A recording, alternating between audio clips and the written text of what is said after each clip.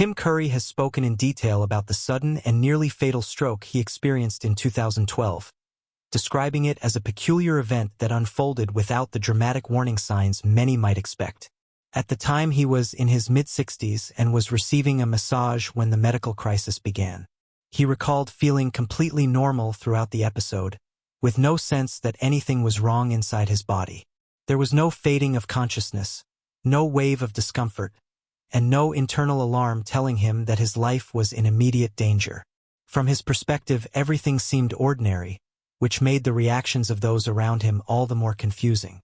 The masseur, however, observed subtle but critical changes in Curry's physical state that signaled an emergency. Acting on instinct rather than the actor's reassurances, the therapist insisted on calling for help. Curry initially resisted the idea, believing the concern was overblown and that they were about to embark on an unnecessary ordeal. The masseur disregarded those objections and contacted emergency services. Even as paramedics arrived and prepared to transport him, Curry continued to think the entire situation was an overreaction. Only later would he understand that this decision to ignore his protests quite literally preserved his life. Once at the hospital, medical evaluation revealed the full seriousness of what had occurred. Doctors determined that a craniectomy was required. Blood clots had traveled to his brain, and 2 of them needed to be removed. Such clots interrupt the flow of blood and oxygen that the brain requires to function properly. After the surgery was complete, Curry learned for the first time just how close he had come to dying. The revelation left him reflecting on the absence of any personal sensation that might have prepared him for the gravity of the moment. He remembered thinking that he simply had not felt anything out of the ordinary, a realization that underscored how silent and deceptive a stroke can be. The stroke was paralytic in nature, leaving lasting physical consequences. Curry has expressed deep gratitude that the event did not impair his ability to speak permanently, noting that the loss of language would have been especially devastating for someone whose career and identity centered on verbal expression and performance. Even so, he endured several weeks during which speech was impossible, an experience he described as a form of hell for any person, let alone a professional actor. Rehabilitation after major brain surgery demanded patience, and he was assured that language would gradually return with time and effort. In the years that followed, the practical realities of his recovery reshaped his professional life. Roles that required extensive physical movement or on-camera presence became far more limited. He turned increasingly toward voice work, finding opportunities in animated projects where his distinctive vocal presence could still be fully utilized. The change represented a significant shift after decades of nearly continuous employment in which gaps between jobs rarely lasted more than a few months.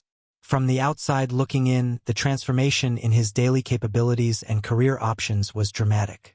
Despite these challenges, Curry remained connected to the audiences who had long celebrated his most memorable performances. Characters from films and series that had become cultural touchstones continued to draw admiration and affection. His willingness to discuss the stroke openly in later reflections offered insight into both the medical event itself and the long process of adaptation that followed.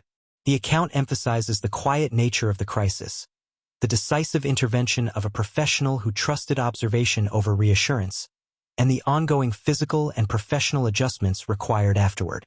Looking back on the episode, Curry's narrative highlights how close calls can arrive without fanfare and how critical the actions of others can be in those moments.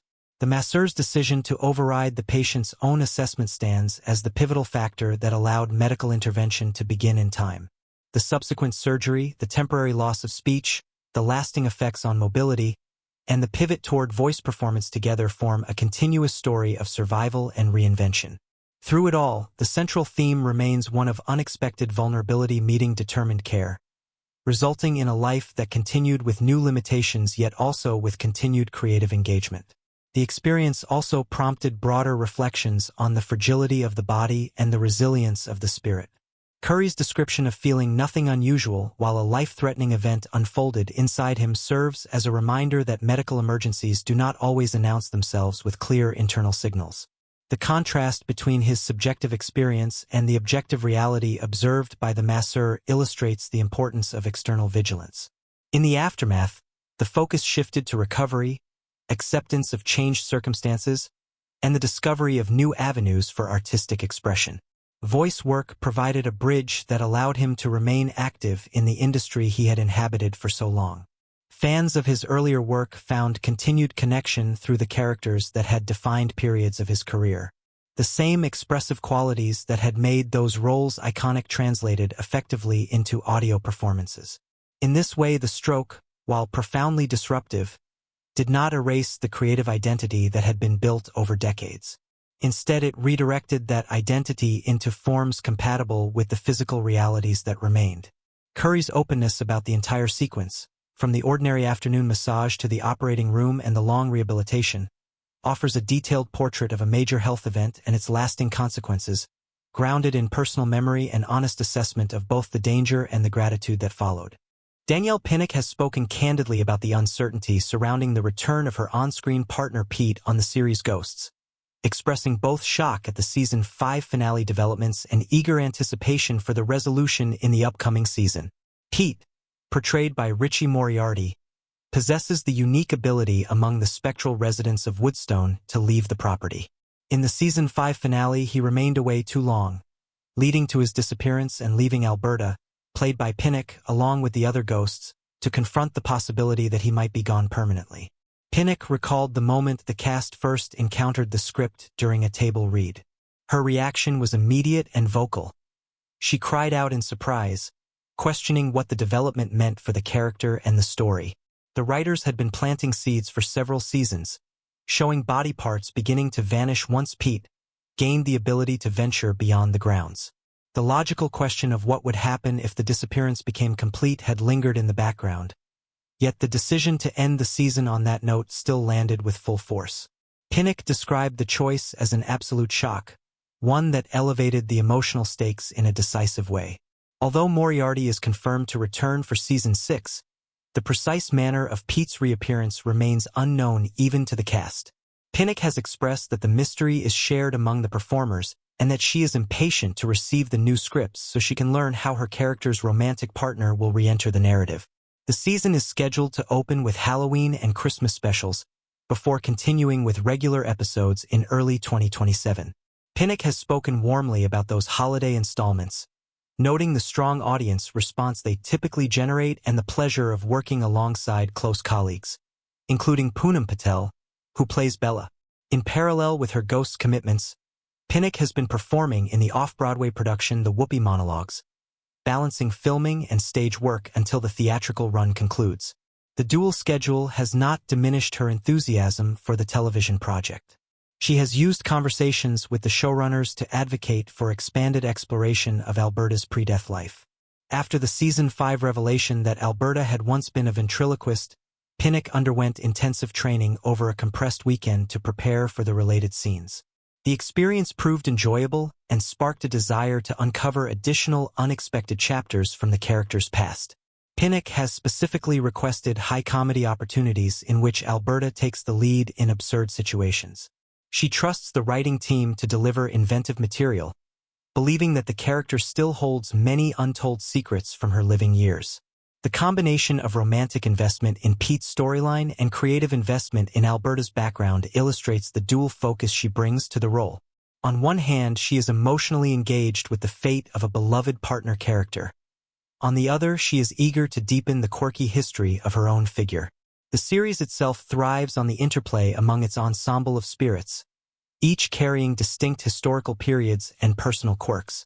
Pete's ability to leave the property has long served as a narrative device that both expands the world and introduces risk. The Season 5 finale leveraged that risk to its fullest, creating genuine uncertainty about continuity.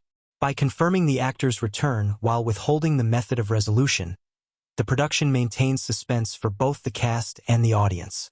Pinnock's public comments amplify that suspense while also conveying confidence that the eventual answer will satisfy. Her reflections also highlight the collaborative atmosphere on the show. The table read reaction demonstrates how invested the performers are in the material. Discussions with the creators about character development show an open channel for input. The holiday episodes are valued not only for their content but for the camaraderie they foster among the company. All of these elements contribute to a working environment in which personal attachment to the story and professional curiosity about future directions coexist. Looking ahead to Season 6, the central questions remain how Pete will reappear and what new dimensions of Alberta's history will surface. Pinnock's expressed need to know the details of her booze return captures the audience's likely curiosity as well. At the same time, her interest in further strange revelations about Alberta suggests that the series will continue to mine the rich backstories of its ghostly residents. The balance of unresolved romance and expanded character exploration positions the new season to deliver both emotional payoff and continued inventiveness.